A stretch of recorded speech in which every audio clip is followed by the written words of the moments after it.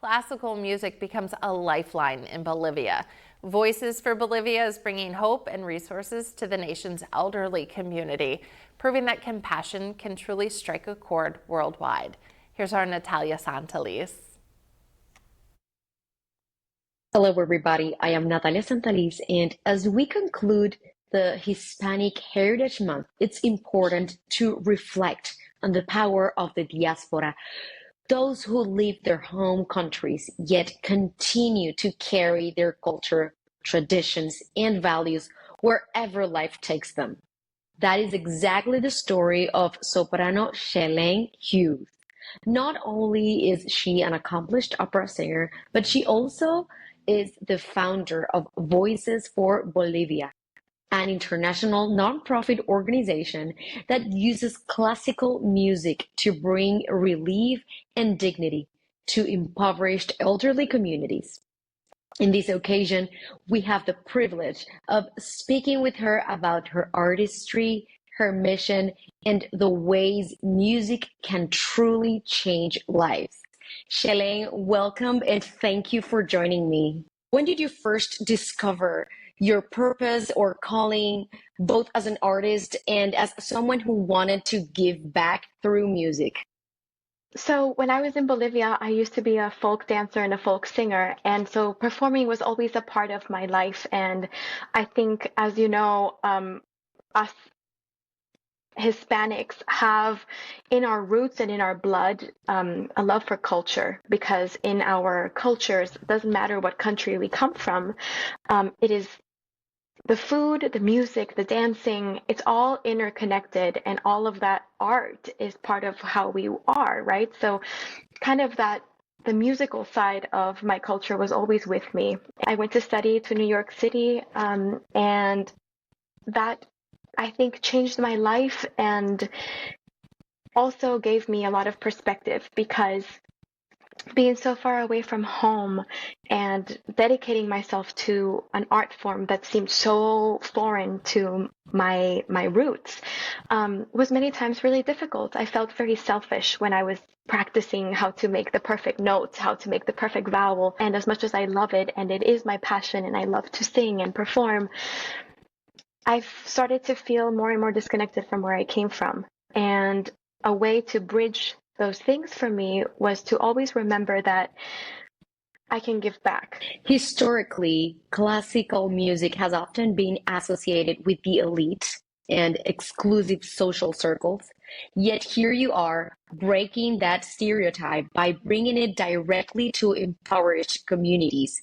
You've even described classical music as a bridge between cultures and generations. How do you see it functioning as a tool for social change? Well, you know what? I always had that question with me, and I thought that was going to be the hardest thing to answer. And what I've realized is that music simply has the power to inspire empathy. And that's it. Because every time we have a moment to share music from one of our artists' heart to someone who's listening, someone who knows nothing about Bolivia and has never thought about those issues in their life, right? Because it's very far away from the reality and from our classical music audiences sometimes. In that moment, the music touches their heart and they feel connected to us. How big of an impact has been Voices for Bolivia? There are elderly people who live in such difficult situations, and I always use this example because I think it really paints a picture. We have an elderly that we work with. His name is Francisco. And Francisco is 86 years old, and he was a farmer his whole life, and he cannot use his legs anymore. Francisco has been abandoned by his family, not in like an ill-intended way, but when you are in a situation facing so much poverty, and you have 3 children you have to take care of, and you have an elderly father, you are faced with making a really difficult decision. Do you choose to take care of the children or the elderly father? He lives on the outside of a city in Bolivia called Cochabamba, and he has built himself a little like shack. And the sides are filled with cardboard. There's no electricity, there's no water, there's no bathroom, and there's no access to food, a doctor, a clinic, anything. We have done concerts that have fundraised enough to provide communities with solar electricity, light, water, fresh water delivered to them for a full year. We have been able to, part of our team has gone to Francisco's home. He now has light, he has water, and he has a bed. So with that, we are now on our way to opening a home in Bolivia. It's a home that will fit 50 elderly. Attached to it is a full clinic where we will have 24-hour care for them. And in front of there's a really beautiful space of land where we're going to build a garden where they can plant herbs and flowers and either use them for themselves or also sell to the community around us. This will be the first home of Voices for Bolivia, fully funded by classical music. Everything's ready to go. We just need the funds to open. So right now we're working towards that goal. How can our audience support your project and become part of this mission of hope through music? Well, there's a few different ways that people can get involved.